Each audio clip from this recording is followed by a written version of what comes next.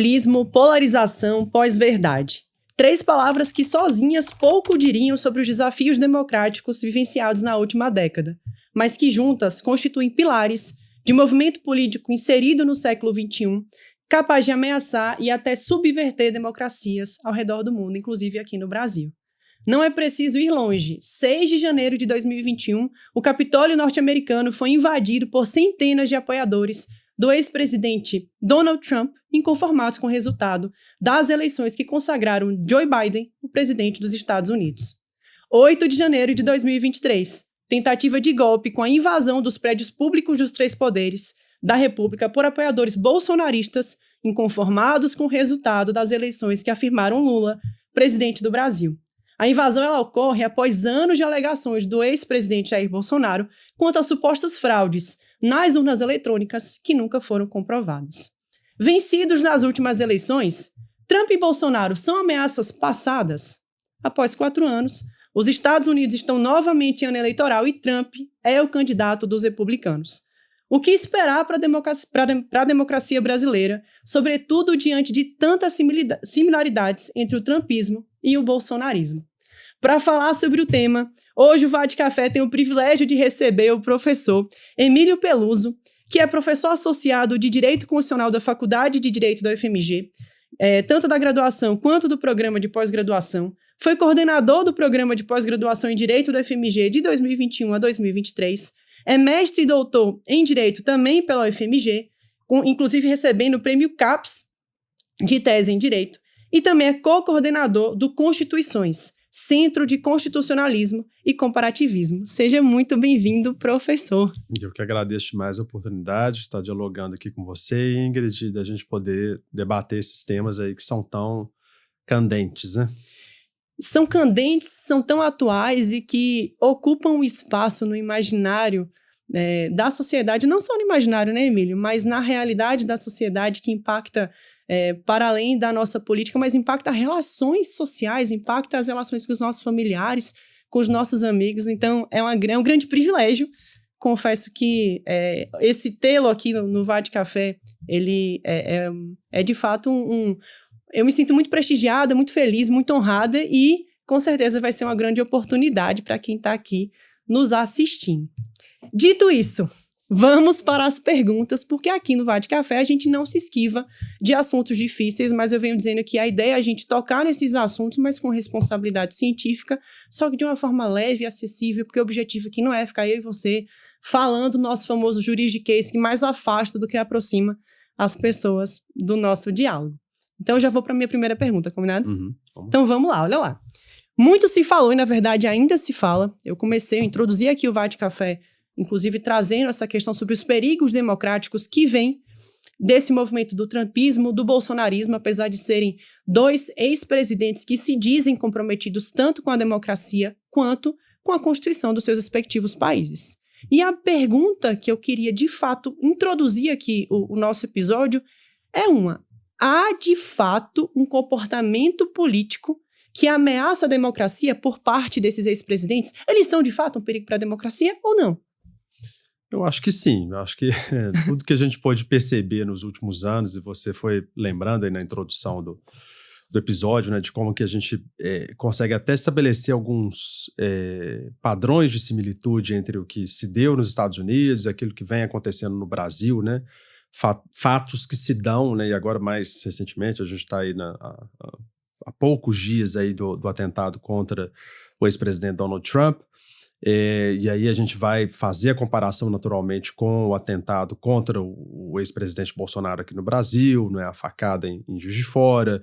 A gente vai comparar o 6 de janeiro com o 8 de janeiro, são datas muito próximas, né, então isso gera uma certa questão na memória coletiva, né, de como problematizar e pensar esses fatos, né, que já se tornaram, até se pode dizer, fatos históricos, né?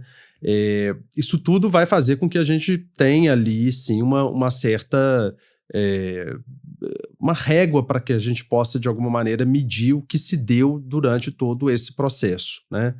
O que a gente pode dizer que em termos de discurso, né, do que eles dizem, do que esses atores políticos trazem para a sociedade em geral, e que pode fazer com que a gente coloque essa pergunta, né? De fato, eles são um perigo para a democracia ou não são, né?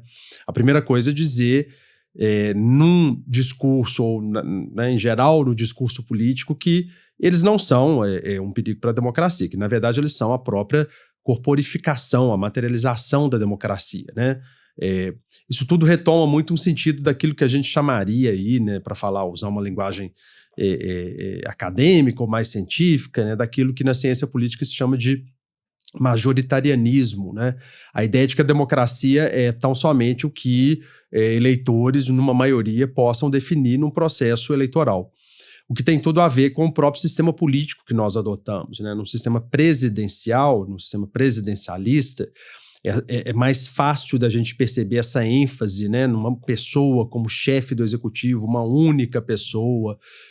Isso está muito também ligado à própria ideia que foi sendo construída ao longo da formação dos Estados Unidos da América, da própria ideia, né, de um constitucionalismo americano com a tarefa que o presidente deve cumprir, né? É curioso, Ingrid, que se a gente for ver, né, a própria Suprema Corte dos Estados Unidos, nesse recente caso, né, no Trump versus United States, em que ela estabeleceu que o presidente ele deve gozar de certas imunidades para o exercício da sua função, ela disse isso, olha, não, o presidente ele exerce uma função que de uma maneira muito solitária, é uma função que deve ter proteção, uma função que não pode ser exercida sem ter certos escudos que permitam com que certas ações não gerem responsabilidade.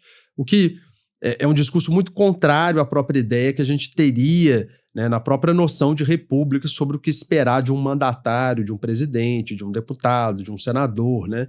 Essas pessoas, esses atores políticos têm uma responsabilidade, sim, inerente à própria função que exercem, né? Então, se a gente parar para pensar, essas ideias muito básicas já indicam para a gente que a gente não está falando de atores que estão tão preocupados em dizer que certos procedimentos, que certas instituições devam ser respeitadas, que certas questões que são exigidas naquilo que a gente chama de democracia constitucional, que elas estejam colocadas, né?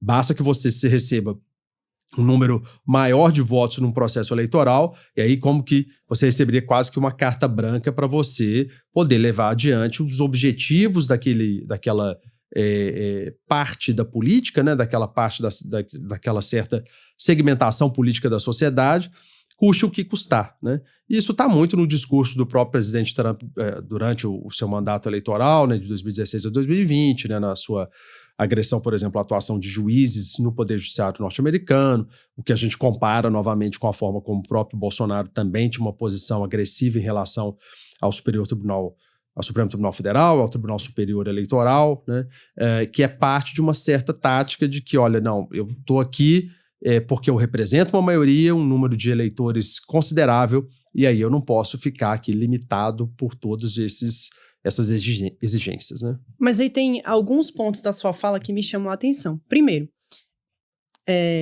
você fala assim, olha, a princípio a gente tem ali tanto o Trump como o Bolsonaro, inclusive inseridos dentro de um mesmo movimento, que não ameaçariam a democracia, seria isso? Enquanto pessoas que foram democraticamente eleitas, ou seja, que chegaram ao poder pelo voto?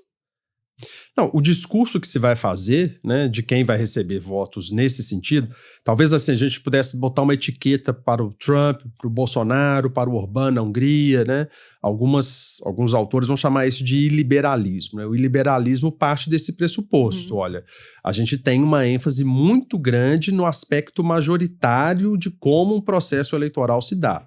Se o processo eleitoral é dirigido, se ele é caminhado no sentido de fazer com que eu receba um número que corresponda à maioria absoluta, que corresponda a uma maioria necessária para que eu seja eleito presidente ou primeiro-ministro, ou tenha apoio do parlamento, né, como primeiro-ministro, como no caso da Hungria, aquilo já seria suficiente para que eu pudesse levar adiante um tipo de ideia sobre o que a democracia pode significar, um tipo de ideia mesmo sobre o que a Constituição possa vir a significar, que não esteja propriamente já pré-estabelecido no desenho que é fixado para se exercer um mandato político. Isso é uma coisa interessante do público em geral perceber, né? A gente fala de Constituição, a gente fala aqui de certos, né, textos e exigências ou conceitos legais ou jurídicos ou constitucionais, e às vezes não está muito claro.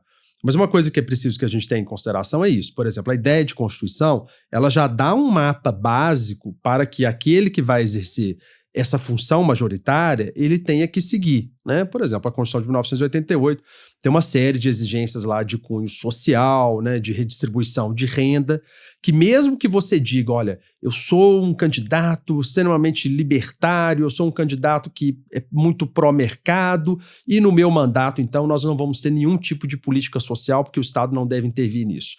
Isso aí já é quase um tipo de plataforma eleitoral que está já ela mesma em desacordo com a própria Constituição.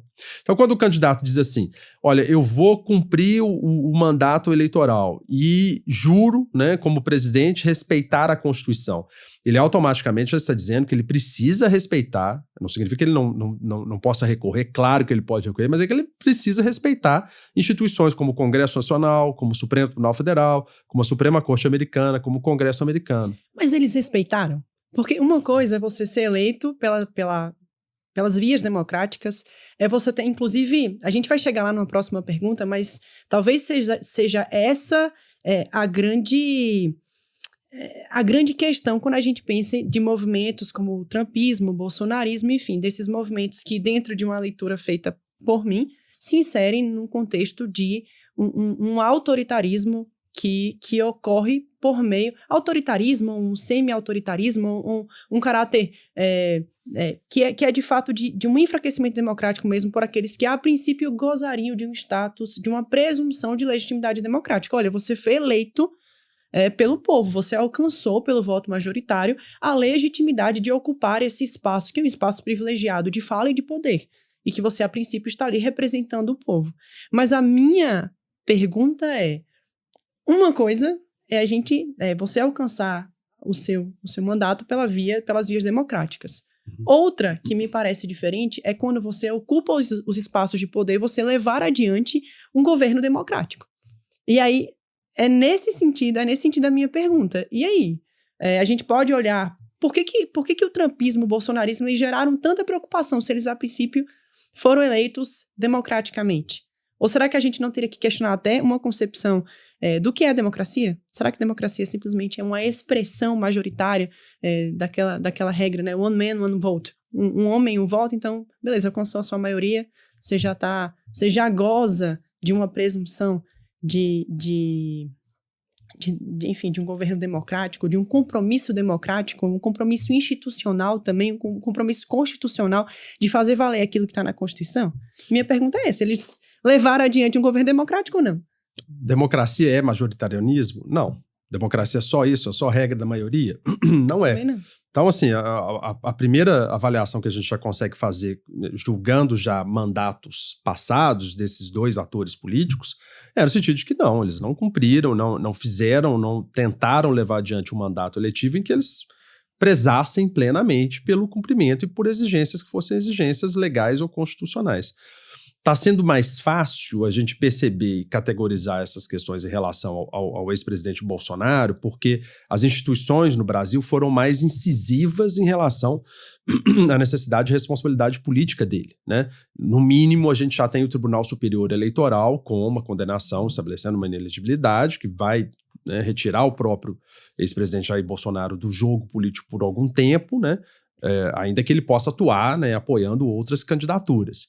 No caso do ex-presidente Trump, tem um poder judiciário norte-americano bastante conservador, mas principalmente o ex-presidente Trump foi muito, a gente até pode dizer, de certa maneira ele foi até certo ponto sortudo em relação à composição da Suprema Corte norte-americana. Ele conseguiu fazer, a gente poderia dizer, uma captura da Suprema Corte sem que ele tivesse que fazer um esforço enorme para isso.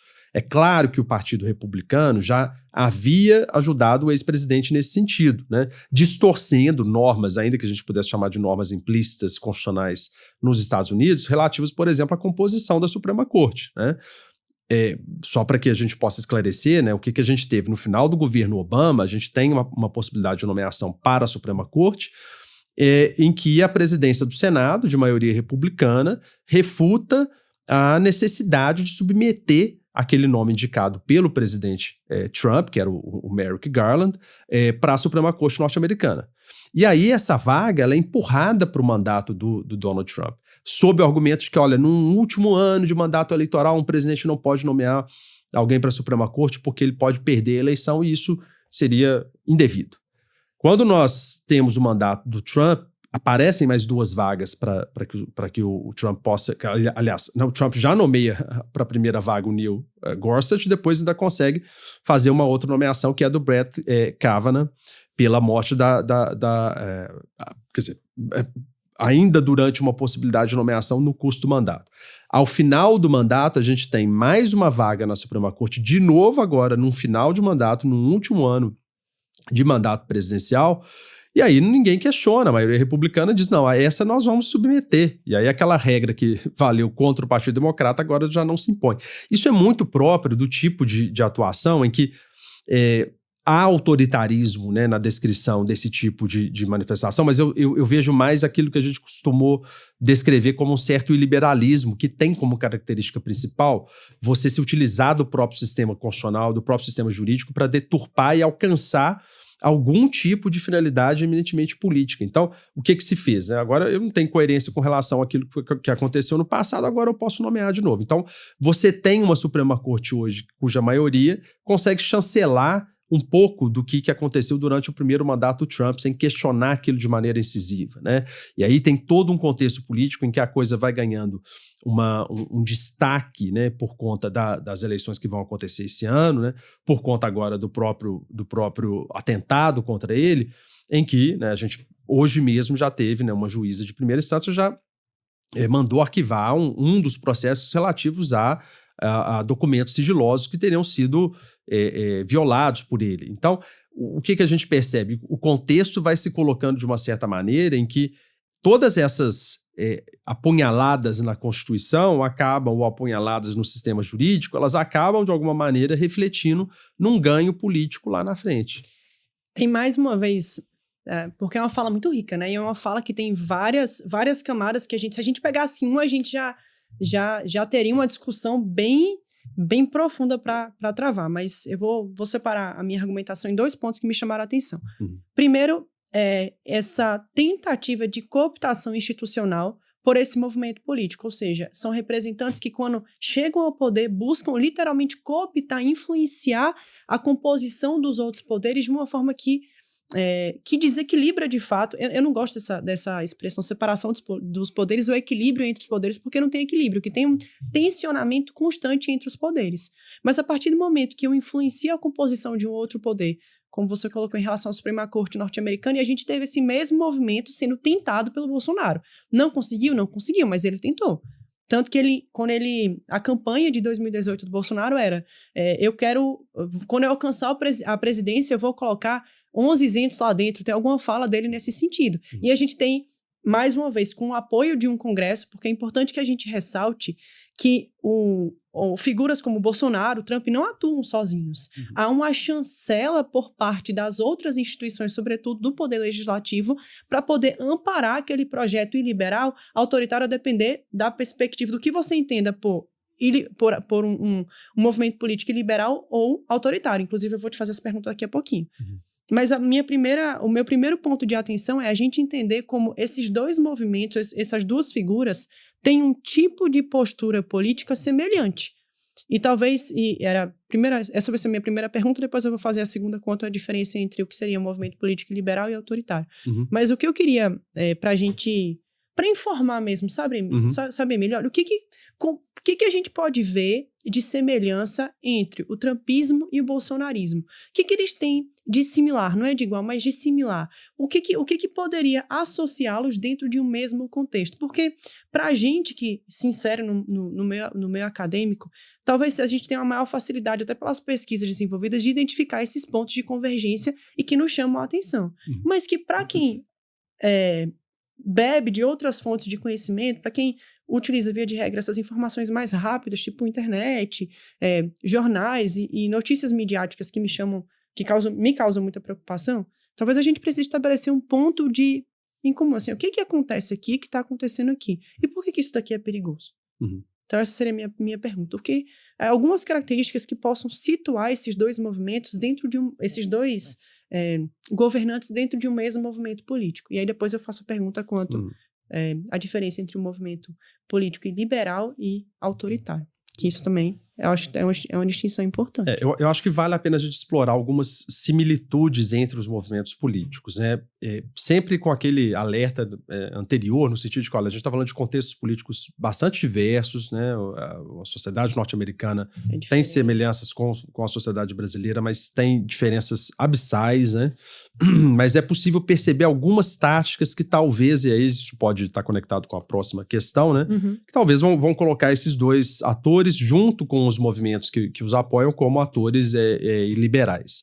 Eu acho que há um primeiro ponto, que é o fato de que há um certo desprezo pelas instituições tradicionais, né? Tem um autor que costuma falar até na ideia de que há um certo ressentimento jurídico, né? No sentido de que, olha, essa história toda de que a gente tem que prezar pela preservação da separação de poderes, ou observar uma Suprema Corte, ou uma Corte Constitucional, isso tudo é uma bobagem liberal e defendido por atores que não estão preocupados de fato com os destinos da nação. Então tem esse certo ressentimento jurídico que autorizaria, por exemplo, você se ocupar de cortes constitucionais, de Supremas Cortes, você capturar essas instituições a seu favor no processo político.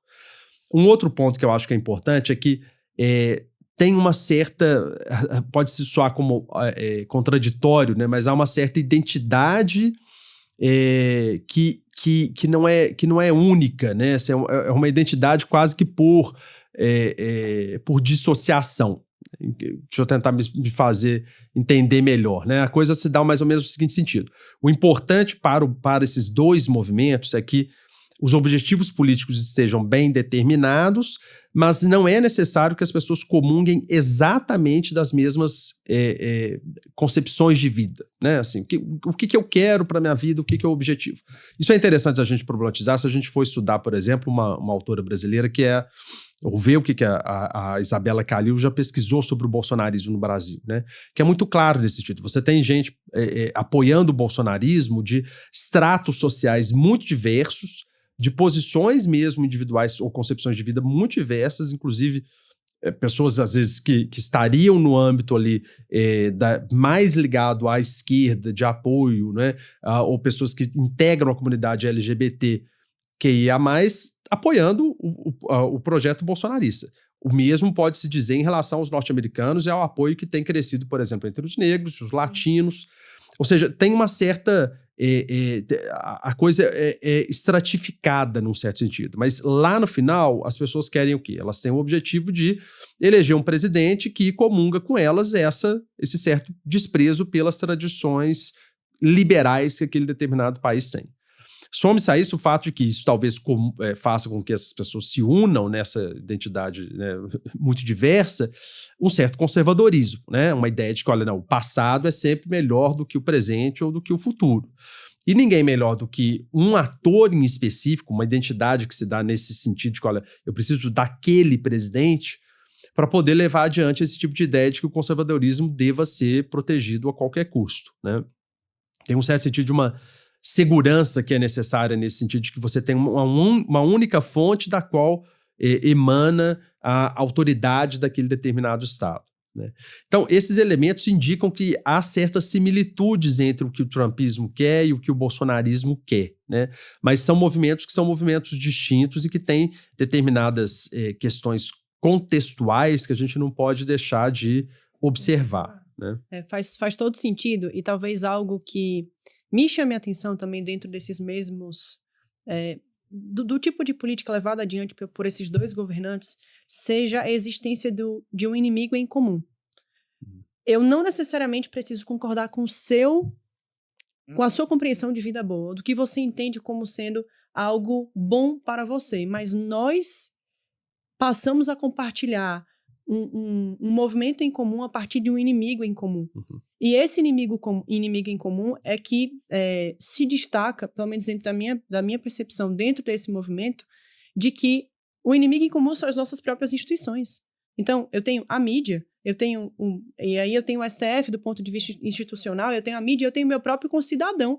Porque, de alguma forma, quando a gente, em uma leitura desses movimentos, aquele que discorda ou que tem algum tipo de de conduta no sentido de não compactuar com o movimento político ou com aquilo que está sendo levado adiante por aquele movimento político, ele passa a ser inimigo. Uhum. Então, ele é o inimigo por quê? Porque se você não apoia o X, você está apoiando a corrupção, você está apoiando um tipo não é nem de distorção, de esfacelamento dos valores morais de uma sociedade. Então, você passa a ocupar um espaço de inimigo. E quando eu tenho inimigos dentro de um próprio Estado democrático de direito, eu perco uma das essências do constitucionalismo, que é o desacordo, que é essa possibilidade de existência de diversos projetos de vida. Eu acho que isso está conectado justamente com uma concepção que às vezes para a gente que está no âmbito do direito, no âmbito da ciência política, a gente sempre recorda essa ideia, né, e que o público às vezes de fora não percebe, mas é uma questão que a gente sempre trabalha, né, aquela ideia de um autor alemão, Carl Schmitt, no sentido de que, olha, primeiro, a democracia, ela é antes de tudo identidade, ela não é desacordo, ela não é pluralismo, ela é identidade. E segundo, o fato de que essa identidade se estabelece em termos políticos numa relação que é uma relação amigo-inimigo.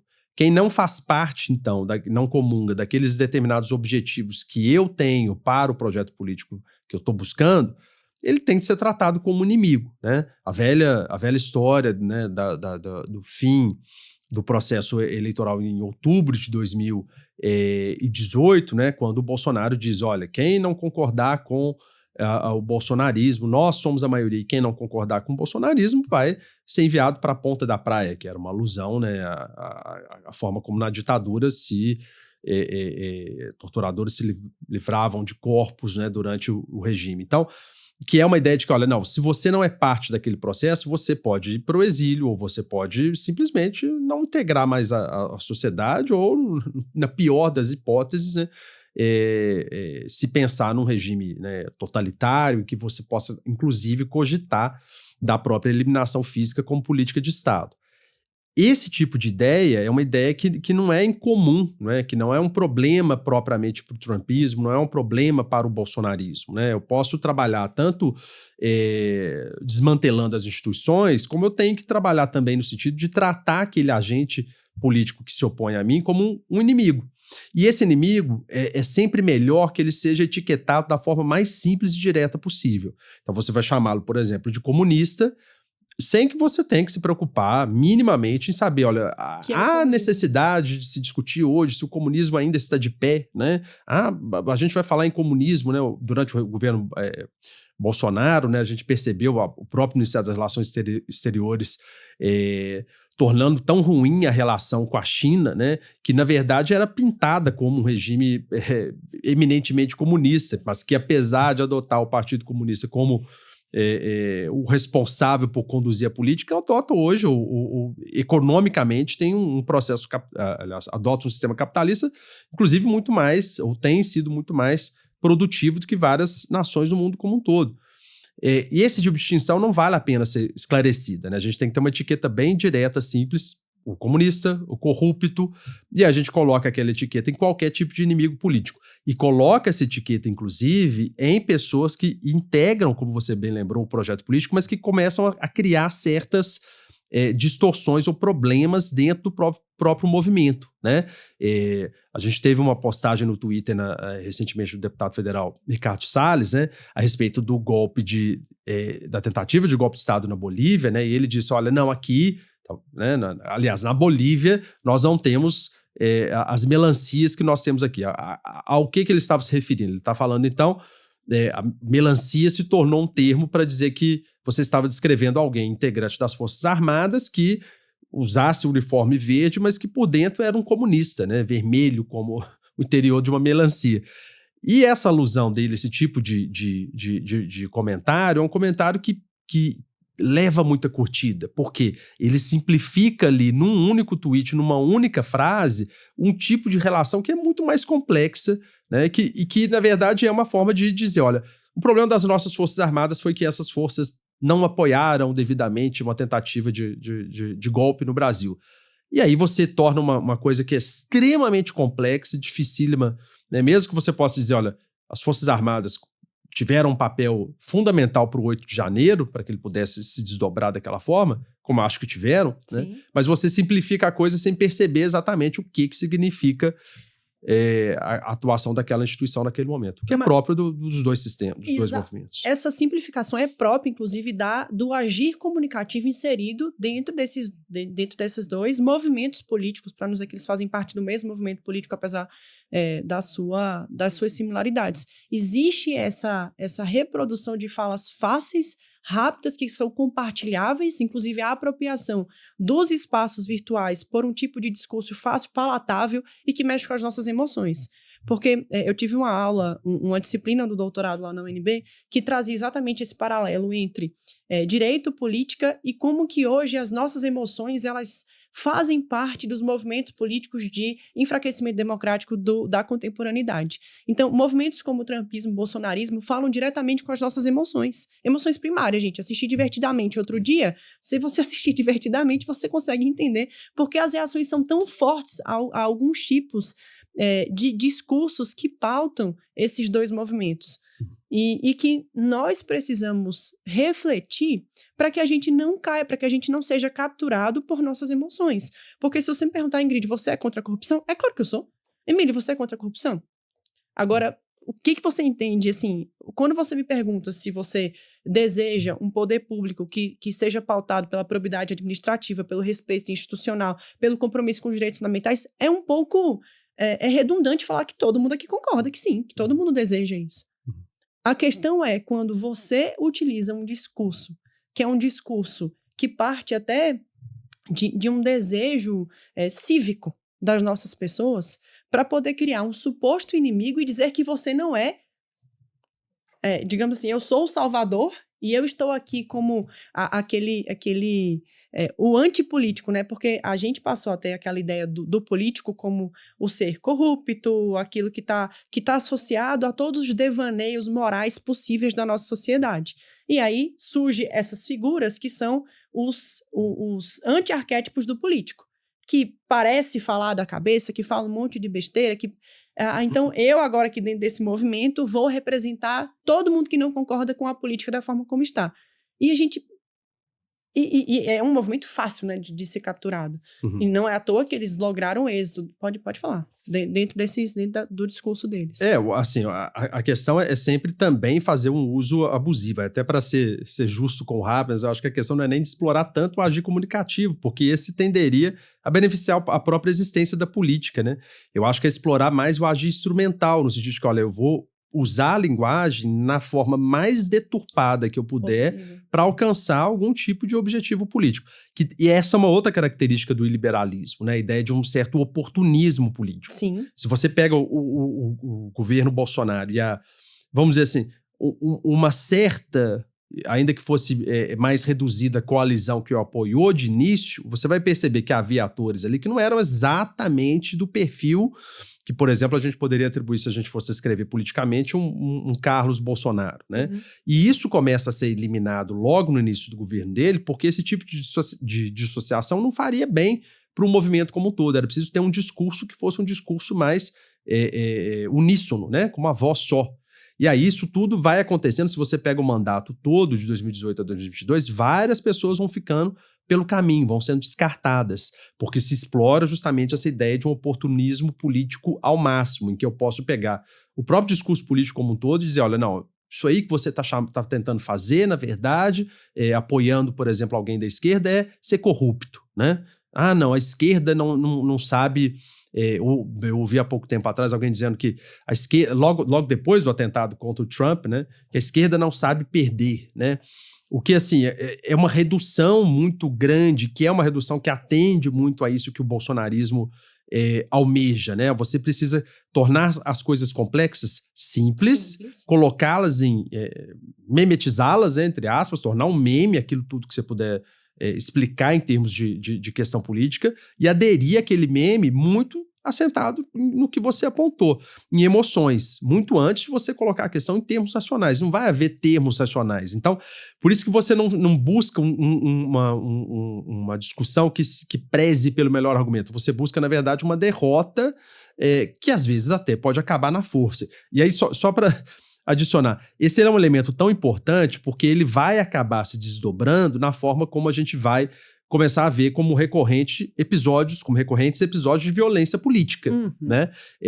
A gente está vendo o próprio atentado contra o presidente Donald Trump, ele está nesse catálogo de vários atos de violência política que se tornaram corriqueiros em qualquer lugar, né? Na Alemanha, por exemplo, cada vez mais você tem uma polícia mais repressiva em relação a manifestações públicas, ao mesmo tempo que você tem vários episódios de, né, por exemplo, alguém que apoia a AfD, o partido de ultradireita alemão, debatendo e saindo às vias de fato com alguém que tem uma outra posição que defenda outro partido. Ou seja, isso é o que é mais preocupante. Esses episódios vão se tornar mais comuns porque a gente sai da questão da possibilidade de uma certa racionalidade e vai chegar no limite de achar que a violência é o caminho, né? Mas aí, quando a gente fala sobre racionalidade, foi quando eu estava aqui ansiosa para poder contribuir. Porque o que me chama a atenção é que dentro desses movimentos, a discussão ela não acontece do ponto de vista racional. Eu tô querendo chegar na segunda pergunta, mas existe uma outra. Recentemente a gente teve o primeiro debate entre o Biden e o Trump.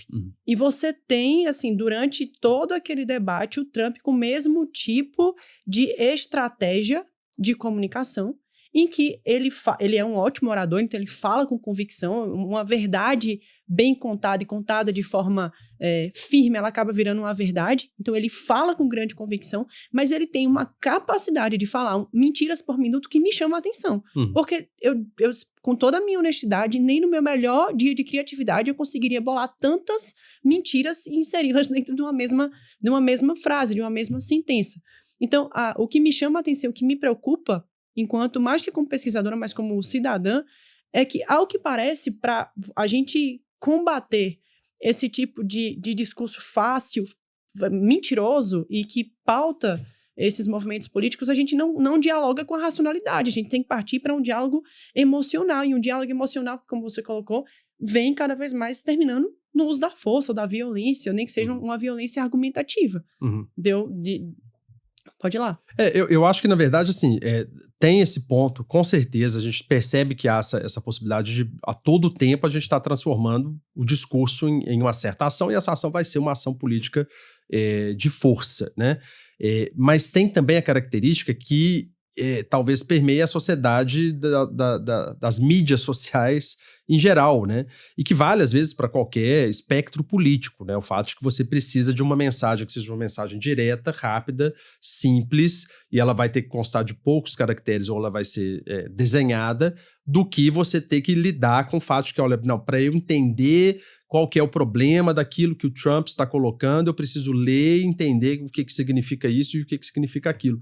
Então, a grande dificuldade está também no campo em que a gente vive, nessa sociedade, então, totalmente digitalizada, em que explorar justamente essas ideias, olha, de que você precisa estar mexendo com a emoção o tempo inteiro, ao invés de você trabalhar com razão, é a grande questão. Talvez uma das formas de combater, né, como você colocou, esse tipo de discurso, seja trabalhar muito a possibilidade de que a gente consiga trabalhar ou falar de argumentos ou de questões racionais da maneira mais direta e simples possível, né?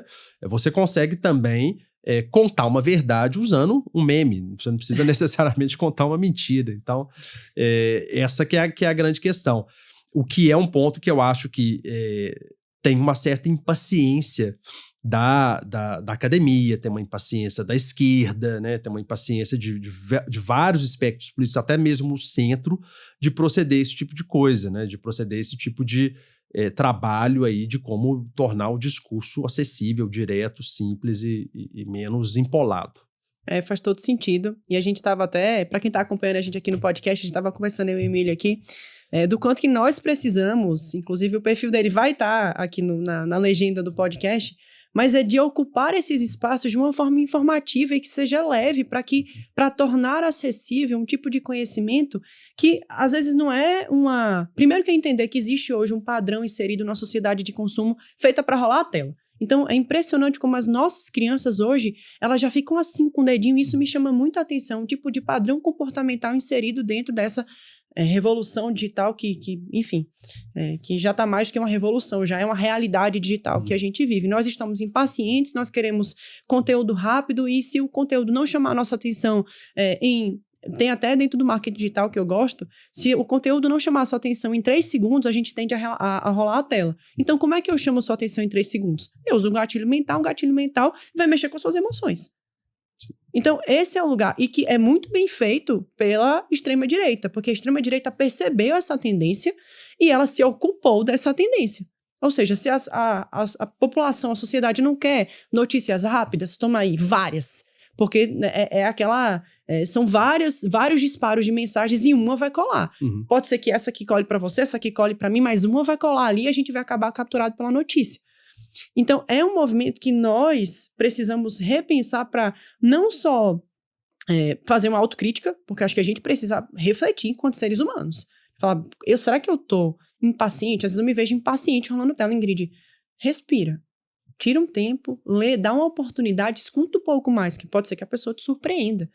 Então, de fazer uma autocrítica, mas também do ponto de vista social, da gente entender como se apropriar desses lugares. E até se a gente fosse trabalhar dentro, enfim, de teorias constitucionais, e a gente entender no originalismo que trabalhava dentro dessa tendência, que levava adiante uma perspectiva conservadora, e a gente entender como que a gente pode se ocupar de uma teoria da decisão que leva adiante uma outra perspectiva. Uhum. Mas, enfim, o nosso diálogo ficaria super teórico aqui, não é bem o objetivo. Mas, Emílio, deixa eu te fazer uma pergunta, sem querer te cortar, mas já te cortando, só para a gente estabelecer, que a gente está falando aqui sobre autoritarismo e o movimento iliberal. O que é cada um? Uhum. Meio que para... Ninguém sai daqui dizendo, o que é? O Emílio falou que não era bem autoritarismo, era um movimento iliberal, mas qual que é a diferença, afinal? Até rimou. Eu acho que tem uma diferença, talvez que seja uma diferença de graus, né? Eu vejo, assim, um regime que possa ser configurado como um regime autoritário, ele vai ter que ter como prática recorrente agressão a certas liberdades cívicas básicas, como liberdade de reunião, liberdade de manifestação, né?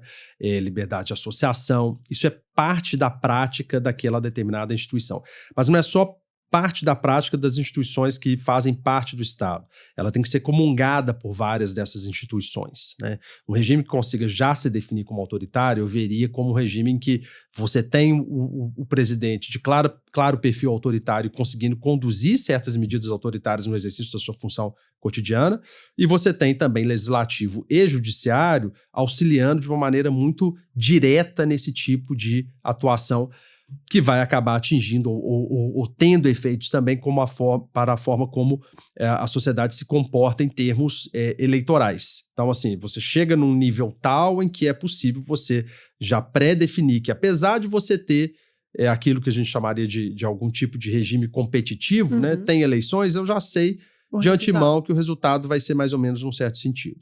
O regime liberal, talvez ele seja um pouco menos incisivo e seja mais concentrado numa certa complexidade da coisa, que é o fato de dizer o seguinte, olha, se a gente explorar bem as instituições de perfil jurídico, a gente consegue ainda dizer que somos uma instituição, ou somos um Estado que cumprimos com o respeito a direitos fundamentais, somos um Estado que tem eleições no sentido um pouco melhor do que as eleições que aconteceriam num regime competitivo, e não somos um Estado propriamente autoritário, né? Eu acho que esse é o protótipo mais perfeito e acabado hoje, atual, desse tipo de configuração é a Hungria, em que você consegue ocupar, inclusive, os 3 poderes de Estado, você coloca diversas dúvidas da perspectiva do próprio regime que apoia o Fidesz, né, que é o partido do Orbán, de que, olha, não, nós não estamos fazendo nada ilegal, nós não estamos fazendo nada inconstitucional, mas eu tenho uma maioria suficiente para mudar o sistema como um todo, manter aquela ideia de que eu estou, em tese, cumprindo com certo respeito a direitos fundamentais,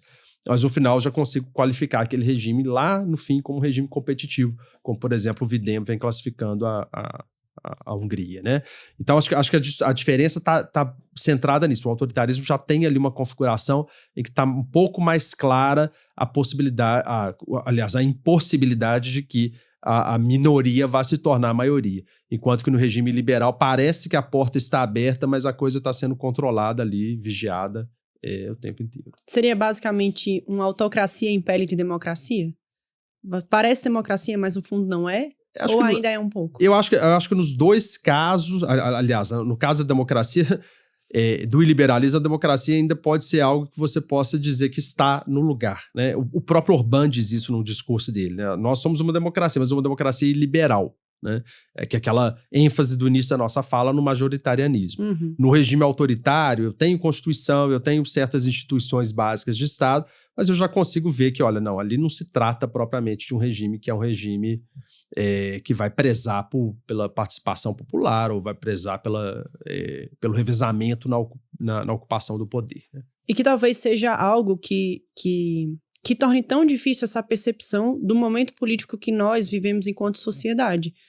Se a gente for pensar nos movimentos autoritários do século XX, a gente tem um marco muito claro de quando a gente tem uma democracia vira uma ditadura. A gente tem, digamos assim, aquela ideia de uma morte da democracia pelas mãos de pessoas armadas, né, de homens armados. E não é isso que a gente percebe. Então, muitas vezes, ao dialogar com... não estou falando nem academicamente, ao dialogar com outros, às vezes entre a família, com os amigos. Gente, mas olha o perigo disso aqui que está acontecendo. Mas a gente está... Eu consigo eleger, ninguém está censurando aqui o que está saindo na imprensa. Olha lá, que era uma das alegações do Bolsonaro. Vocês falam que eu sou autoritário, mas olha lá a imprensa, a Globo, né? Porque a Globo virou uma dos grandes polos de atenção do bolsonarismo e, enfim, de ataques. Olha que a emissora continua me criticando diuturnamente. Então, talvez esse seja um ponto de sensibilidade que me chama a atenção para que, enquanto forma de percepção da sociedade, do que a gente está passando e dos perigos. Porque, Emílio, fala assim, olha, a gente não tem, de fato, uma conversão de uma democracia em uma ditadura dentro desses contextos iliberais, dentro desses movimentos iliberais. Mas, ainda assim, a gente tem violações a direitos fundamentais, a gente tem violações ao processo eleitoral, tentativas de violação do processo eleitoral ou de maculação do processo eleitoral, que, inclusive, marcam, mais uma vez, tanto o trumpismo quanto o bolsonarismo. E eu, em conversas completamente informais com pessoas, enfim, do meu convívio, é impressionante o quanto você tem o Trump lá nas eleições de 2016. 2016? Sim, 2016. Ele faz uma crítica à contagem dos votos, que era o voto impresso. E aí o Bolsonaro fala, olha, isso vai acontecer no Brasil também em 2018. Mas no nosso caso é urna eletrônica, então você vê que é o mesmo tipo de ataque, embora sejam contextos completamente diferentes. Eu acho que tem dois pontos interessantes aí, voltando à questão do autoritarismo. Talvez o autoritarismo e do liberalismo, né? Talvez o autoritarismo seja um objetivo desses líderes que está lá no final, né? Seria ótimo que a gente tivesse aqui um regime ditatorial, né? Um equivalente de um regime autoritário, em que tivesse Constituição ali, formalmente algumas coisas aconteceriam, teria um sistema bipartidário minimamente, mas no final, se tivesse que apelar para tortura ou qualquer coisa desse tipo, a gente tem sempre esse instrumento, sem nunca reconhecer que está se utilizando dele, né? Então o regime autoritário está ali. Agora, hoje em dia, é mais difícil você pura e simplesmente taxar um regime ou aceitar que o regime possa estar com esse tipo de configuração. Então você vai trabalhar numa lógica um pouco menos incisiva, em que você vai subverter as instituições nesse sentido, que vai dar a caracterização de um regime como um regime liberal, né? No final, na hora que você olha lá no curso dos anos, 10 anos depois, 14 anos depois, como no caso da Hungria, você já viu que, olha, não tem competição eleitoral efetiva lá acontecendo, e aí você começa a rebaixar a classificação, vamos dizer assim, daquele regime político como democrático, como autocracia ou como regime autoritário. E aí, o que eu acho que é um ponto importante é que a gente tem também uma certa troca de informações, né? A ideia do velho, o manual do ditador, né? O que você tem que fazer para que você possa dominar politicamente um determinado contexto e tornar aquele contexto parte, na verdade, de um único projeto político, um regime ditatorial, né? Então, ou um regime que seja um regime liberal. Essas questões não deixam de ser discutidas em fóruns da outra direita, em fóruns conservadores, e não deixam de ser discutidas pelos próprios líderes, né? Então, assim, a simpatia que um nutre pelo outro, né? Orbán, Bolsonaro, Trump, e aí você pode pensar em outros atores no globo, ela é uma simpatia que acaba se colocando de uma forma mais decisiva, porque esses atores também vão ficar, de uma certa maneira, até certo ponto, isolados do discurso mais geral de proteção da democracia, mais geral, pelo menos, das instituições, que é preocupado em garantir a democracia constitucional, né? A gente não pode esquecer também, né, Ingrid, do seguinte fato: a maioria das pessoas no mundo hoje vive sob regimes que a gente poderia facilmente categorizar como autocracias. Sim. Então a gente está num momento que não é um momento interessante. Mas a maioria dos atores globais com peso de decisão sobre questões que são questões que interessam, né, de fato, ao mundo, são parte de regimes que são regimes, sim, próximos da ideia de democracia liberal, né? Com certeza. Não é à toa que a gente pode falar de uma recessão democrática, né? Se a gente já teve um momento de expansão democrática, com a guinada desse tipo de regime, sobretudo na segunda metade do século XX, até no começo do século XXI, hoje a gente pode se falar em uma recessão democrática em que nós não temos, pelo contrário, né? Hoje a gente está lidando com novas formas de, talvez não de deterioração democrática, assim, desse processo que é mesmo de ir enfraquecendo a democracia pelos próprios pilares democráticos, que é o que chama a atenção. A gente não está tendo militares que estão, pelo uso da força, subvertendo lá um regime democrático. Não, os representantes são eleitos, eles partem, a princípio, de instrumentos que são legais, constitucionais, por exemplo. A PEC, eu acho que é a 159, que tentou revogar a emenda 88, que veio da PEC da Bengala, para poder incluir, para que o Bolsonaro tivesse um maior poder de fogo ali, de nomeação de ministros no Supremo Tribunal Federal. Veja, é você utilizar de um instrumento constitucional, que é uma proposta de emenda à Constituição, para você enfraquecer uma instituição, revertendo até então uma emenda constitucional que ampliou a idade de aposentadoria compulsória dos nossos ministros, e a partir dessa revogação dessa emenda, o Bolsonaro ter mais poder de nomeação e, com isso, maior influência dentro da corte. E o próprio Trump falar isso no debate, isso me chamou a atenção demais, porque a gente fala que no Brasil existe uma crítica muito forte ao STF, né? O STF atua politicamente, ele está indo além de suas possibilidades, enfim. Inclusive vai ter aqui no podcast um episódio sobre o STF no direito e na política. Mas é interessante perceber como no debate o Trump fala: olha, eu nomeei ministros da Suprema Corte que iriam, de fato, levar adiante um tipo de política que não ia ser conivente com esses progressistas, enfim. E ele é muito claro, ou seja, a influência da política no direito e na corte, o quanto que isso impacta no perfil decisional da Suprema Corte norte-americana, até com esse movimento de voltar atrás em um caso muito famoso, né, que é o caso da legalização do aborto no Brasil.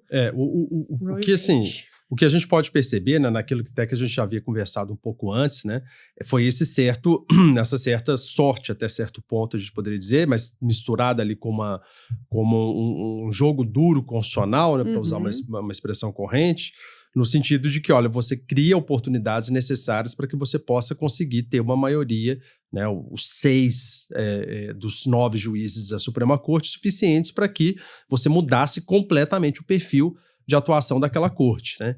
Tanto Trump quanto Bolsonaro não alcançaram a maioria que o Orbán alcançou na Hungria, ou seja, eles não chegaram, né, no caso húngaro, a 2/3, no caso nosso a 3/5, e no caso norte-americano seria muito difícil que ele tivesse uma maioria, né, quase impossível, das constituições mais difíceis, se não a mais difícil de ser emendada no mundo, para que ele pudesse fazer esse tipo de atuação direta sobre a Suprema Corte, em que ele conseguisse as cadeiras de uma maneira muito mais direta. Então isso não aconteceu. E não aconteceu também no caso brasileiro, né? O Bolsonaro não tinha maioria suficiente de emenda constitucional para poder promover uma mudança que fosse uma mudança tão drástica e que fosse mexer com o sistema como um todo. Faz, então, os sistemas brasileiro e norte-americano ficarem um pouquinho mais parecidos com o sistema polonês, em que essa maioria também não existia. Só que isso não significa que você não consiga outras formas de subversão abaixo da própria Constituição, né? Por lei, por alteração legal, por alteração nas agências, por atuação por meio de decreto, o que se tornou possível no governo Bolsonaro e no governo Trump. Emílio, mas ao que me parece, para esse movimento político tentar é mais importante do que conseguir. Porque quando eu tento alterar a composição, vamos trazer para o caso brasileiro, a composição do STF, a tentativa, ela gera notícia. E a notícia, ela é disseminada. E a notícia, ela alcança a população. E a população começa a falar sobre essa questão da nomeação. Então, é uma inteligência comunicativa que, no meu sentir, é muito mais sutil do que... Eu não necessariamente quero conseguir, ou talvez eu saiba que eu não vou conseguir, mas ao tentar, eu tiro algo, porque todo mundo tem suas camadas subjetivas da imaginação, gente. Nossa imaginação aqui é um campo muito fértil. Mas no minuto que você tira algo do imaginário e transforma ele em uma tentativa, isso se materializa, é uma possibilidade. Não, a questão, de fato, é ditar a pauta, né? A questão Exatamente. de ditar a pauta geral da sociedade como um todo. Se você tem uma certa questão que é prejudicial ao movimento, você cria um outro problema para dizer que aquele é o grande problema e as pessoas vão aderir, que está muito mais ligado à forma como você apresenta o problema e à forma como você o difunde, né? Então, assim, o Supremo talvez não fosse um grande problema ali no início do governo Bolsonaro, mas ele estava começando a se tornar. Então agora a gente precisa dizer, principalmente durante o período pandêmico, em que várias questões foram controladas pelo Supremo Tribunal Federal em relação às políticas de Covid-19, agora o Supremo se torna o grande inimigo. E aí você começa a trabalhar esse discurso de uma forma muito incisiva. Não é diferente do caso norte-americano. Você vai explorar, então, as questões que estão ali em torno daquela discussão, com o objetivo de, no final, você, né, como você colocou, pautar a questão de uma maneira decisiva em termos de mídia social e colher depois certos frutos políticos do modo como você vai difundir aquela ideia, né? Olha, não, você... Pense, por exemplo, né, na forma como o próprio atentado ao presidente Donald Trump acaba sendo somado, né, uma série de fatores precedentes que vão ser extremamente benéficos e vantajosos para o processo eleitoral. Estou dizendo, obviamente, que o atentado fosse algo que fosse que tenha que ser visto de uma forma positiva. Não, claro que não. Mas o atentado, como ato de violência política, acontecendo nesse período em que você já começa a se colocar como candidato perseguido, acaba ajudando eleitoralmente também. E que gerou comparações. Sim. Ou seja, o Trump sofre esse atentado e a gente, automaticamente, as redes sociais já passaram a comparar com a facada do ex-presidente Bolsonaro. Inclusive, o Bolsonaro, não sei se foi um post no Instagram ou no Twitter, mas ele chega a falar assim, bem-vindo à presidência Trump, algo desse tipo. Ou seja, agora que você sofreu o atentado, fica tranquilo que o caminho está aberto para você, porque existe uma questão humana, que a gente estava conversando aqui em off antes de começar a gravação, que é exatamente isso. Existe uma questão humana de quem é capaz de criticar alguém que acabou de sofrer um atentado e que foi atingido, mesmo que de raspão, por um tiro. Existe uma questão humana de solidariedade com o outro. Então, a semelhança, e a semelhança, ela mais uma vez desperta discursos, inflama paixões, ela polariza, e eu estava lendo, enfim, estava estudando até aqui para o podcast, a gente entender como a polarização, ela transcende o espaço político, mas ela alcança questões raciais, questões culturais. A polarização, ela vai além de eu pensar A e você pensar B do ponto de vista político do nosso país, mas ela mexe com aspectos mais profundos de quem ocupa cada lugar dentro da polarização. Por isso que é tão difícil você pensar que você vai depender para poder reagir a esses processos de erosão, de decadência, né? A gente ainda pode explicar esses conceitos, mas você reagir apenas institucionalmente, né? A gente ficar na dependência apenas do que o Congresso possa fazer, do que o Supremo possa fazer, é muito pouco. Existe todo um caldo cultural aí que é colhido, que é mobilizado, né, como você colocou, justamente na construção dessas pautas, que vai permanecer, né, do mesmo modo. O trumpismo derrotado pelo Joe Biden, né, em termos eleitorais, não diminuiu como movimento político, assim como o próprio bolsonarismo foi derrotado em termos eleitorais, mas com uma maioria apoiando o governo anterior, chancelando o governo, que tinha vários indicativos de ter sido um governo bastante problemático sobre vários aspectos, que mostra que, na verdade, a coisa se estabeleceu, se consolidou e se colocou como um movimento político, sim, definido, que precisa ser lido em termos sociais, em termos culturais, em termos de como as pessoas mesmo se colocam sobre essas questões todas que são interessantes para a democracia, são fundamentais para a democracia. E em termos de memórias? Sim. A gente tem uma distorção de memórias inseridas dentro desse movimento em que, por exemplo, um período de ditadura militar que ocorre no Brasil é referenciado pelo Bolsonaro como a Revolução de 64. a gente tem uma negação de todas as violações a direitos humanos que aconteceram aqui no nosso país e de um período que é um período de censura, um período de, mais do que censura, né, de afronta de forma geral a direitos fundamentais, mas que é apropriado, é uma apropriação das memórias por um tipo de movimento para poder dizer o contrário do que aconteceu de uma forma que seja tão repetitiva que, mais uma vez, isso se torna uma verdade. A ponto da gente ter inserido dentro dos apoiadores do bolsonarismo, e nem digo necessariamente de pessoas de extrema, viu, Emílio? Eu digo do cidadão comum, de chegar ao ponto de falar, mas a gente quer a volta da ditadura. Peraí, gente. Peraí, o que você entende por volta da ditadura? Porque existe uma questão semântica também. Outro dia eu fiz uma enquete lá nas minhas redes sociais, eu disse, gente, e aí? Alguém perguntou assim, se é de direita ou é de esquerda? Eu disse, o que vocês acham? Aí eu fiz a enquetezinha, e aí gerou metade disse de direita, outra metade de esquerda, outra metade disse de centro. E eu disse, beleza, mas o que vocês entendem por direita, esquerda e centro? Porque existe uma questão semântica da gente saber o que significa aquilo que nós estamos referenciando.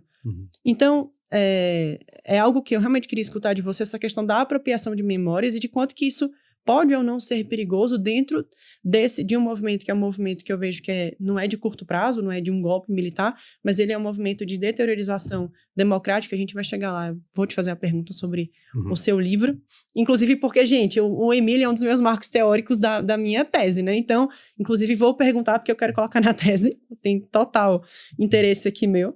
Mas eu queria entender, assim, dentro desse movimento de apropriação mesmo, de memórias, e do quanto que isso pode ou não ser prejudicial, porque me causa preocupação de ter um cidadão comum dizendo, não, a gente quer a volta da ditadura. Eu acho que, assim, isso está também conectado àquela ideia de que caracteriza esses movimentos políticos é uma predileção pelo conservadorismo, né? O fato de achar que, olha, não, a gente precisa manter valores tradicionais ou, né, até pensar que a gente tem que recuperar valores tradicionais que se perderam ao longo dos últimos anos, das últimas décadas, né? Então, para que você possa fazer isso de uma forma efetiva, você não vai trabalhar com uma discussão sobre o que o passado significou. Você vai simplesmente apresentar o passado na lógica naquela que seja a lógica mais favorável para aqueles que estão narrando o passado. Você vai dizer, olha, não, você não teve um regime ditatorial, você teve no máximo um regime mais autoritário ou menos autoritário, em que você vai relativizar um pouco do que aconteceu, né? O termo que já apareceu há vários anos atrás, né, utilizado pela Folha de São Paulo, que a Folha foi muito criticada por isso, né, na ideia de que a gente teria vivido uma dita branda, né, algo nesse sentido. Ele é indicativo e cria, né, na verdade, esse espaço para que você possa explorar o passado nesse sentido, que seja um sentido positivo. Olha, não houve ditadura, o que houve, na verdade, foi um regime um pouco mais autoritário, porque havia uma ameaça de um outro golpe de Estado, então não houve propriamente também golpe de Estado, houve sim uma revolução, porque era isso que as pessoas queriam, ou que parte da população teria feito para pedir nas ruas, o que encontra também aí um certo espaço de diálogo com a própria forma como se narra como um regime ditatorial é edificado. Você vai sempre narrar como uma forma positiva, né? O regime não é um regime ditatorial, o regime é um regime que é uma democracia, o golpe não é golpe, é uma revolução que está em curso, né? Isso está lá postulado, estabelecido lá no próprio preâmbulo do Ato Institucional número 1. Então, essa tentativa de volta ao passado, esse certo saudosismo, integra, né, muito do que são esses movimentos de ultradireita, são esses movimentos preocupados com a manutenção ou a defesa desse tipo de conservadorismo exacerbado. E isso vai acontecer em qualquer contexto, né, em que você vai dizer, olha, também no contexto norte-americano, olha, talvez a gente não deveria condenar de forma tão veemente o uso da bandeira confederada. Não, ela não pode estar associada tão somente, né? São os progressistas que dizem que ela está associada à escravidão e etc. Então, é toda essa releitura do passado para você falar de uma volta a um regime anterior que seria melhor justamente porque está no passado, né? Mas o que... tem um texto da Vera, que agora me fugiu o nome do texto, mas é um texto da Vera Chueri, que ela faz essa reflexão sobre o quanto que essa negação ou essa distorção das nossas memórias nos impede de fato, reparar aquilo que aconteceu. E quando eu não reparo, eu permito a continuidade ou uma retomada dessas violências, dessas violações a direitos fundamentais. Porque quando eu nego o meu passado e digo que isso daqui, que várias pessoas sofreram, que a gente tem uma repercussão mais do que institucional, mais humana, porque a gente precisa falar sobre pessoas. Às vezes a gente, dentro do discurso acadêmico, fica aquele discurso muito frio, né? Parece que a gente está discutindo instituições, mas tem pessoas aqui na base das instituições. A gente está lidando com o cidadão. Então, e a Vera, ela foi muito feliz nesse texto, que ela fala, olha, quando eu faço uma distorção das memórias, ou quando eu digo que algo que aconteceu não aconteceu, eu não consigo reparar tudo o que houve. E com isso, ao não reparar, eu me impeço, assim, eu tenho a gente pode entrar dentro de uma viagem muito grande aqui sobre psicanálise, inclusive, que não é bem um objetivo. Mas a gente impede um caminhar no futuro, no presente e no futuro que seja diferente. Sim, com certeza. Se a gente é um tema que a gente vem repisando há anos, né, a discussão sobre o papel das próprias Forças Armadas e como que as Forças Armadas não enxergaram ou não se deixaram colocar numa posição em que pudessem distinguir exatamente quem é que foram os agentes responsáveis por violações de direitos humanos e como que isso poderia ter sido colocado em prol da própria instituição, né, num sentido muito mais positivo do que aquele que a instituição tanto combate, né, e combateu depois de 1988, de achar, olha, não, nós somos uma instituição completamente íntegra, nós não estivemos envolvidos, em qualquer questão que tivesse a ver com violações de direitos humanos, e nós vamos passar de 88 em diante sem qualquer tipo de responsabilização. Esse é um grande problema porque gera, no final, o tipo de instituição que é imune a qualquer tipo de accountability ou de responsabilidade, que lá na frente retorna à política, que passa a atuar na política novamente, com efeitos que são danosos para o sistema político como um todo, mas são principalmente danosos para as próprias Forças Armadas, né? Agora parece que há uma certa disposição, né, no sentido de se aceitar uma comissão que foi instituída por lei, que era a Comissão de Mostra Aprecios Políticos, assim, o que já diz muito sobre a própria instituição, né? Nós temos que convencer a instituição a aceitar algo que a lei determina, né? E isso mostra como que as instituições no Brasil, às vezes, se colocam aí contra a própria ideia de Estado de Direito de uma maneira muito clara, né? Nós concordamos. Em concreto. Aí nós chegamos aqui à pergunta que eu disse que, inclusive, é do meu próprio interesse acadêmico, que a gente vem falando sobre esse movimento de erosão democrática, erosão constitucional, de enfraquecimento democrático, enfraquecimento constitucional. E apesar de ser um termo que, entre nós dois, é um termo comum, corriqueiro, que a gente trabalha, inclusive, gente fazendo um jabá público aqui. O Emílio tem um livro excelente. Ele é gigante em inglês, mas ainda assim, para os interessados, né, que é Constitutional Erosion in Brazil, é ótimo o livro para quem quer se aprofundar. Mas eu acho que é interessante, porque é um termo que a gente usa no meio acadêmico. Eu acabo usando em conversas também, porque acaba que é um termo tão corriqueiro que a gente trata como se fosse de conhecimento geral, mas cabe um esclarecimento teórico aqui do que é essa erosão democrática, o que é erosão constitucional, o que isso repercute mais do que do ponto de vista institucional, mas também do nosso ponto de vista enquanto responsabilidade cívica nossa, inseridos nesse contexto. Uhum. Não, a ideia, na verdade, porque isso está ligado àquela questão que você colocou, de como que os movimentos de deterioração se tornaram mais comuns mais recentemente do que aqueles movimentos de colapso ou golpe de Estado. Com a grande ressalva de que esses movimentos nunca deixaram de acontecer, né? Os colapsos ou golpes ou tentativas de golpes, eles continuam a acontecer, né? Eles tiveram lugar aqui no Brasil, nos Estados Unidos, né? Na Bolívia há poucos dias. Então, assim, não é o tipo de situação que some do vocabulário da ciência política. passado que passou, né? Não, a gente teve golpe de Estado, por exemplo, na Tailândia em 2014, a gente teve no Egito em 2014, a gente teve na África recentemente. Em certos países você ainda vai conseguir ter certas situações de ruptura institucional em que aquilo vai se consolidar e estabelecer com um governo que é um governo, sim, de fato militar, né?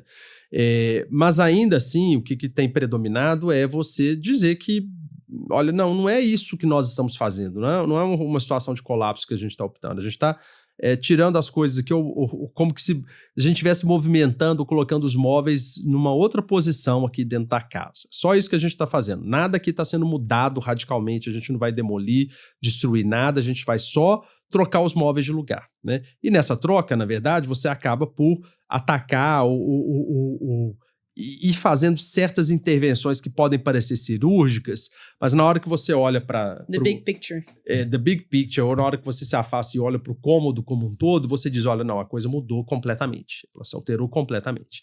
Então você vai reconhecendo isso através de um processo que é um processo que é visto como um processo detrimental, né? Várias foram as etiquetas que foram dadas para esses processos nos últimos 10 anos, né? Porque basta pensar no seguinte, né? Essa é uma questão que, para o constitucionalista ou o cientista político, ela mexe com a forma como ele está interessado no objeto, mas ela mexe também com o modo como ele se engaja com aquele objeto, né? Um constitucionalista ou um cientista político, normalmente ele vai ter um certo elemento ali em que ele vai dizer, olha, não, eu preciso ter uma opinião sobre essa questão, porque isso vai... Daqui a pouco eu vou estar estudando só ditadura, porque daqui a pouco a gente vai estar só trabalhando com regime que não é regime democrático.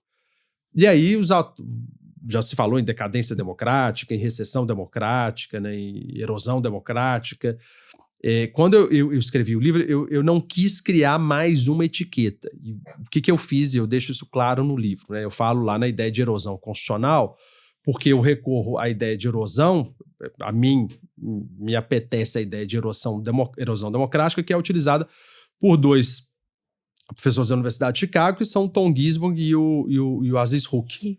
Só que eles vão dizer, olha, não, a erosão é esse processo de destruição detrimental das bases da democracia liberal. E eles colocam uma configuração muito básica e muito à cara dos Estados Unidos e da Europa.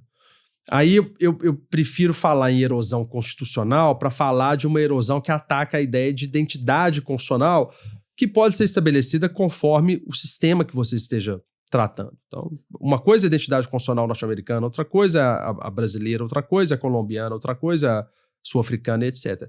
E são várias outras questões que podem estar em jogo, né?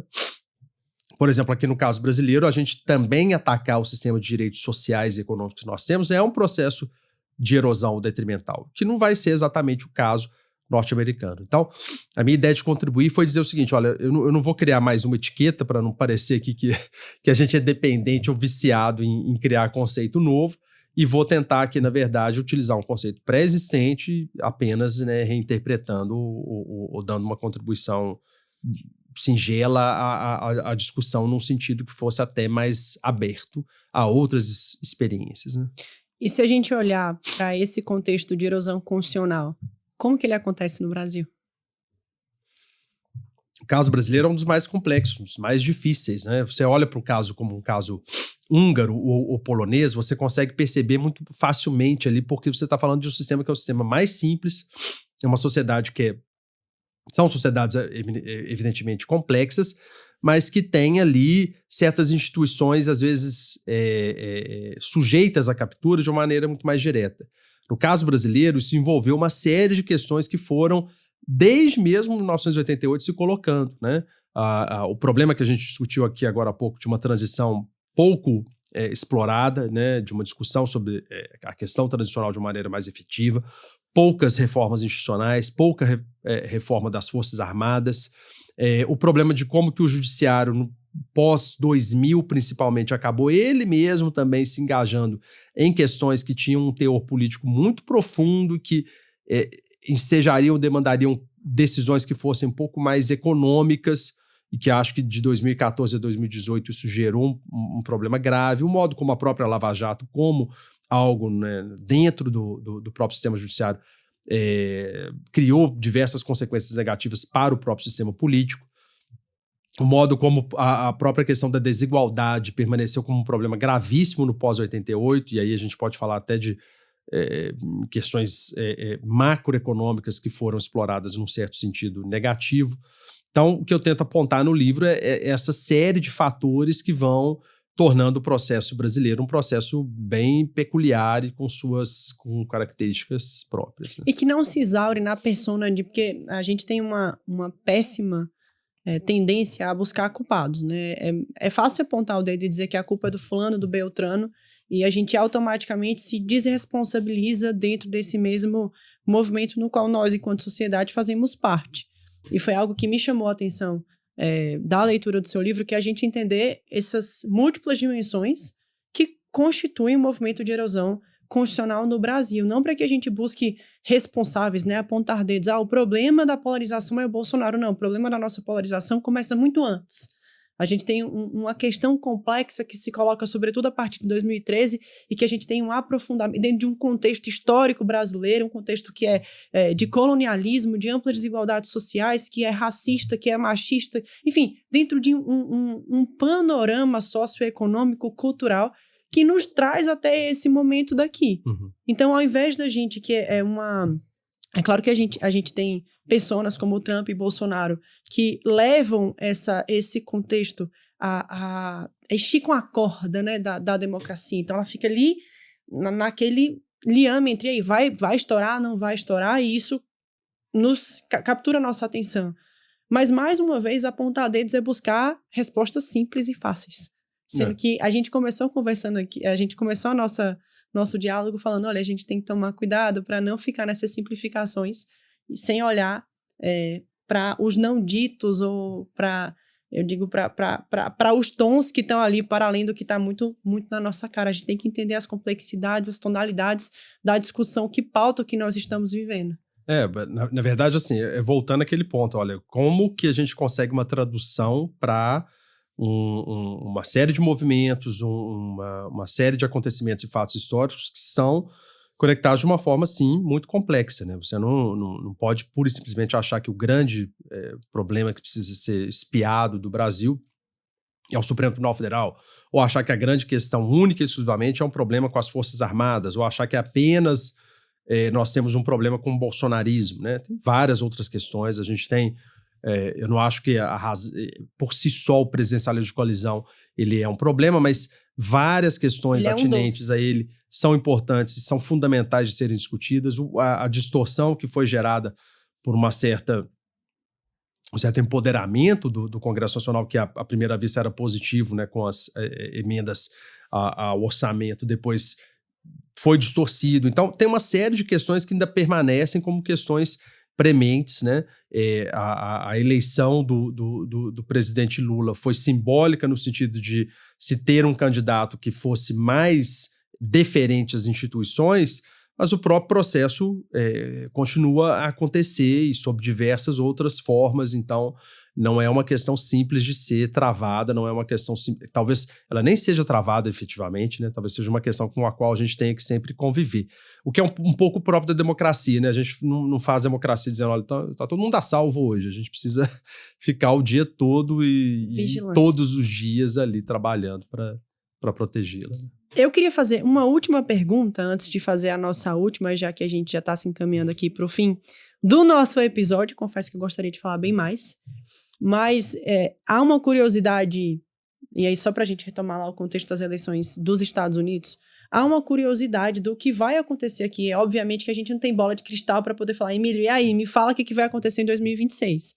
Mas, considerando que nós estamos, inclusive a sua fala o tempo todo aqui no podcast foi buscando aprendizados recíprocos com outras realidades constitucionais. Então, o que a gente pode aprender do que está acontecendo aqui em outros países para que a gente traga para a nossa realidade um olhar que seja mais assertivo e a gente não precise aprender sentindo na própria pele, mas aprender com as experiências do outro. E aí a gente está com esse movimento com Trump, vai ser o candidato do Partido Republicano nos Estados Unidos, a gente tem, enfim, esse recente atentado, a gente tem, ao que parece, uma permanência do mesmo tipo de discurso que pautou a sua candidatura lá em 2016 e que está aqui, mais uma vez, está se desenrolando no sentido de que ele vai continuar falando o mesmo tipo de coisa que ele falava, vai continuar desrespeitando, inclusive, se o Biden vai continuar também ou não. É uma grande incógnita, mas, a princípio, o seu opositor ali no debate. Então, o que esperar para um Brasil de 2026, diante do que vem se desenrolando nos Estados Unidos agora em 2024, e considerando, inclusive, que Bolsonaro está inelegível. Então, o que esperar dentro da sua... Eu quero lá em 2026 pegar esse corte aqui do podcast e falar, e aí, Emílio, você acertou ou não acertou?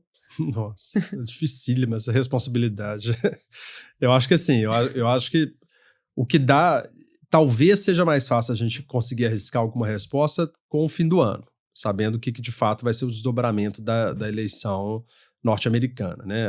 A tendência, se a gente fosse apostar hoje, as casas de apostas já migraram todas nesse sentido, de uma vitória do Donald Trump, principalmente com o atentado do último sábado, né? O que isso indica? Indica que a gente vai ter um aprofundamento das medidas que aconteceram no primeiro mandato. Então, assim, você pensar no segundo mandato do Donald Trump significa você pensar numa certa tentativa de captura das instituições, das agências, de uma forma muito mais profunda do que aconteceu no primeiro mandato. Por quê?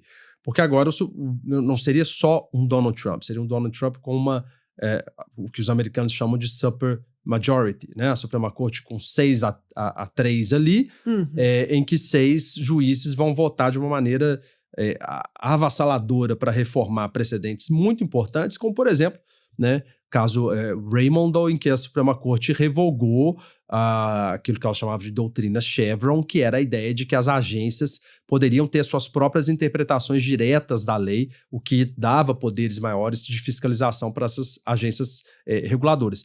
O que significa, então, que a gente vai ter menos possibilidade de que abaixo do presidente a gente tenha um controle maior das medidas políticas tomadas por ele.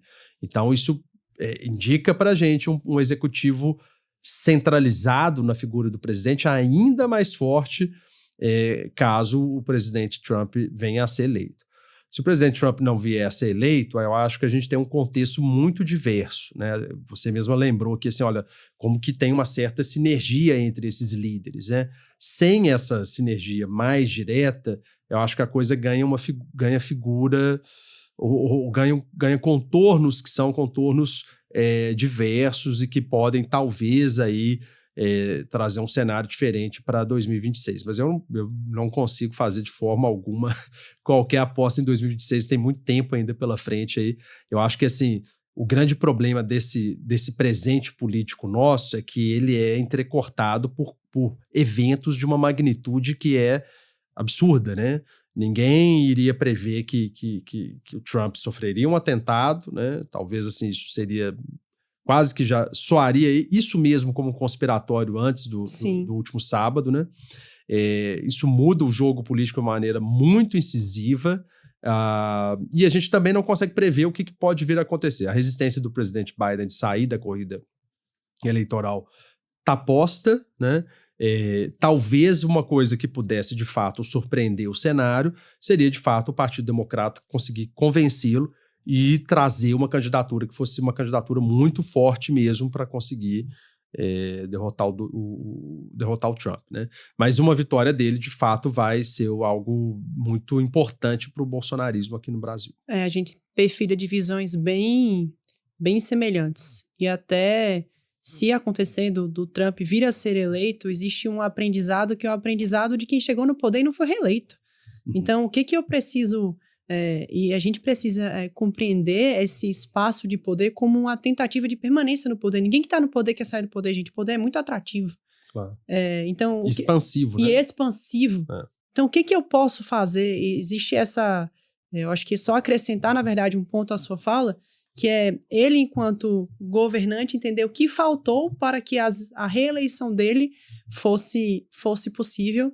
E essa é a parte que me preocupa bastante, porque o que faltou nos faz esticar ainda mais essa corda dentro de uma democracia, dentro dos pilares democráticos. E a gente entra na nossa última pergunta, porque ninguém vai sair aqui do podcast chorando, né? Tipo, nossa, e agora? Agora a gente chora, agora a gente espera e vamos ver se a bola de cristal do Emílio vai se realizar, se não vai. Enfim, eu acho que a ideia é a gente sair daqui com um espaço do que nós podemos fazer enquanto sociedade, enquanto cidadãos, porque existe uma parte da erosão constitucional que é protagonizada por nós.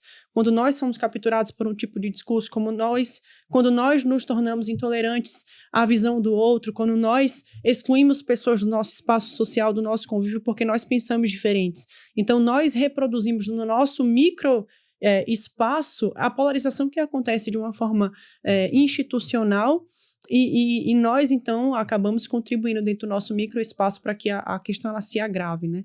E aí a minha pergunta é, qual é a saída, né? Se há saída há saída não, eu vou dizer que há, porque eu sou uma pessoa, eu tenho fé, eu vou usar a expressão do Balken, eu tenho fé constitucional na redenção constitucional, mas qual que é a saída para esse movimento de erosão constitucional que nós estamos percebendo que não passou, apesar de nós termos ali Bolsonaro e Trump, que a princípio não foram reeleitos, mas estão aí como uma possibilidade. A saída acho que é a sociedade civil, vou usar quase que um chavão aqui.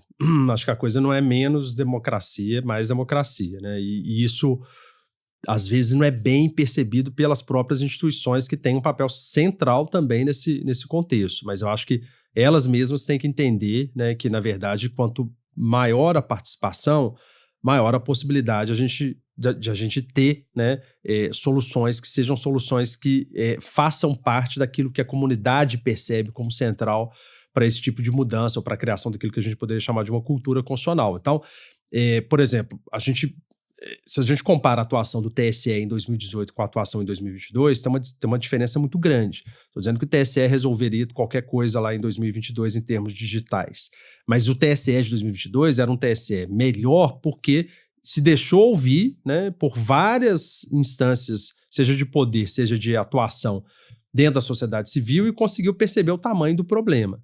O mesmo vai se dar se a gente for tentar revalorizar ou repensar o que significa, né, a importância da Constituição, a importância de valores democráticos, a importância da gente poder rechaçar, por exemplo, a ideia de que não houve ditadura no Brasil. Essas coisas envolvem discussões que são discussões familiares, de amigos, de relações interpessoais, nas quais a gente tem um papel central. A academia acho que tem um papel interessante, mas ela tem que tornar esse papel, né, parte daquilo que a gente discutiu aqui antes de começar, né, uma coisa que seja palatável e passível de tradução. Então, eu não acho que é uma questão que vá depender, se a gente parar para pensar, por exemplo, hoje, nos próprios instrumentos de regulação das redes sociais, talvez um instrumental mais interessante vá pelo caminho da corregulação, em que a sociedade civil tem um papel central dentro das próprias big techs. Então, de fato, o ponto não é um ponto em que a gente vai estatizar a coisa demais ou achar que as instituições são só dependentes, ou que a salvação da democracia é dependente apenas do papel exercido por um Supremo Tribunal Federal tão somente, né? Que ela é dependente, sim, dessa certa galvanização democrática, né, dessa ideia de que a gente precisa, sim, estar ali atuando e atuando o tempo inteiro. O que tem a ver com a própria ideia de polarização, né? A gente tem sempre que lembrar disso. Só tem polarização porque tem dois espectros políticos, no mínimo, que vão discordar sobre questões-chave, né? Então, assim, se você tem democratas e republicanos nos Estados Unidos, você tem democratas e conservadores também, por assim dizer, em várias outras partes do mundo. Então, a gente teve uma eleição, por exemplo, agora recente na Inglaterra, em que houve ali uma manifestação muito alta, né, no sentido de se rechaçar um partido político que estava há 14 anos no poder e que se beneficiou em várias ocasiões de explorar mídias digitais, né? Então, assim, eu acho que a gente não está ali na canoa furada completamente, mas a gente tem que agir, não basta ficar só no discurso.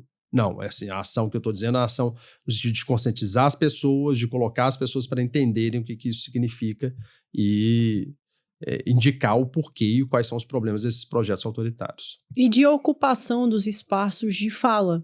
A gente se colocar dentro de um espaço, e não é um espaço de, quando eu digo ocupação dos espaços de fala, não é só falar com quem fala e com quem pensa igual a você, não. É a gente falar com quem pensa diferente, é a gente entender o ponto de vista do outro, não dentro desse espaço belicoso, da gente enxergar o outro como inimigo, numa relação de antagonismo. Eu te enxergo como meu inimigo e, portanto, eu vou te exterminar. Mas é te entender como uma pessoa que participa do diálogo, dentro de um espaço aqui argumentativo, vamos lembrar do Habermas, mas dentro de um espaço argumentativo que é pautado que tem regras que devem ser seguidas, que regulam aqui, é quase como uma partida de futebol, né? A gente está aqui num campo de futebol, nós não somos inimigos, nós somos adversários naquele momento dentro daquela partida, porque pode ser que a gente discorde desse ponto, mas a gente concorde no ponto subsequente. Eu não preciso te exterminar. A gente pode, através do diálogo competitivo, pela competição de argumentos, buscar cada um colocar o seu ponto de vista. E se a gente não discordar, se chegar aqui no final do podcast e eu falar para você, Emílio, então, concordamos em discordar. Tá tudo certo. A gente não precisou perder a nossa amizade, a gente não precisou se atacar. Então, talvez o meu olhar dentro desse contexto... Pode falar. Não, sim. Sim. Eu acho que o ponto é perceber que, na verdade, nenhuma discordância em termos políticos, ela pode significar uma agressão individual, né? A gente não está aqui partindo do pressuposto de que, olha, não, eu discordo dessa questão política, eu estou vencido nela, então, por isso eu fui agredido e eu não posso aceitar. Isso não é a existência da política, é a negação da política, né? Exato, porque a política parte justamente do desacordo. O direito, ele tem esse acordo como premissa, né? A gente vai concordar em determinadas regras do jogo. Mas a política está aqui para a gente discordar, para a gente, de fato, desafiar a posição do outro, e a partir daí, a minha posição e a sua posição, elas serem, inclusive, reconstruídas ou repensadas para uma terceira posição que era melhor do que a minha e do que a sua originalmente. E talvez seja isso que o nosso lugar enquanto cidadãos, enquanto pessoas inseridas no ambiente acadêmico, mas para além do ambiente acadêmico, enquanto pessoas mesmo, sabe? No nosso convívio, nos lugares que a gente se coloca, vamos ocupar os lugares de fala para que a gente possa dialogar, conversar, e eu aprender com você, e assim a gente constrói. Acho que é esse lugar. Professor, muito obrigada pela participação, pelo privilégio do diálogo mesmo. Foram 1h30 de uma conversa que passou super rápido. Eu teria, confesso, inúmeras outras perguntas, mas eu só tenho a te agradecer por esse espaço de generosidade mesmo, de conversa, de se colocar aberto ao diálogo. Foi assim que eu mandei a mensagem para você, não, Ingrid, pode contar comigo. E isso é muito bom quando a gente... Porque ocupar esse espaço, ou se colocar dentro desse desafio de levar para o digital discussões que até então ficariam nos nossos cafezinhos depois da faculdade ou dentro do ambiente acadêmico, ele é um desafio e, ao mesmo tempo, é um espaço que a gente se coloca vulnerável, né? Porque numa sociedade polarizada como a gente vive, sempre tem aquela pessoa que vai enxergar um diálogo como uma ofensa. Então, muito obrigada pela oportunidade da gente... muito mais do que uma oportunidade pessoal, mas uma oportunidade da gente levar o seu conhecimento ou as suas reflexões para outros espaços, para que a gente possa, como passinhos de formiguinha mesmo, ir alcançando novos lugares, e aí a sociedade muda, né? Quando a gente começa a falar a partir de um lugar da educação, do compromisso com a educação. Com certeza, Ingrid. Eu que agradeço, espero que eu tenha sido o máximo possível claro e que a gente possa trazer bons frutos dessa conversa, que foi ótimo. Foi muito claro, e na verdade, assim, sem comentários, foi muito rico. E aí, gente, eu separei, Emílio, eu gosto muito desse poema, é um poema do Afonso Romano de Santana, e ele escreve durante a ditadura, e eu lembro que, eu acho que foi em meados de 2018, devia ter algum acontecimento que me deixou um pouco chateada, e eu vi esse poema, eu disse, um dia eu vou usar. E aí eu tava pensando aqui no podcast, eu disse, vai ser o meu poeminha de encerramento, então vou me dar a liberdade de ler para vocês. O poema se chama Implosão da Mentira, e ele fala o seguinte, é um recorte. Mentiram-me ontem e hoje mentem novamente. Mentem de corpo e alma completamente. E mentem de maneira tão pungente que acho que mentem sinceramente. Mentem, sobretudo, impunemente. Não mentem tristes, alegremente mentem. Mentem tão nacionalmente que acham que, mentindo história fora, vão enganar a morte eternamente. Mentem e calam, mas suas frases falam. E desfilam de tal modo nuas que mesmo um cego pode ver a verdade em trapos pelas ruas. E aí vem a última estrofe, que é a minha favorita. Sei que a verdade é difícil e para alguns é cara e escura, mas não se chega à verdade pela mentira e nem à democracia pela ditadura. E com isso nós encerramos o nosso episódio. Muito obrigada, professor, mais uma vez. Obrigada por quem esteve conosco até esse momento e a gente se encontra no próximo episódio.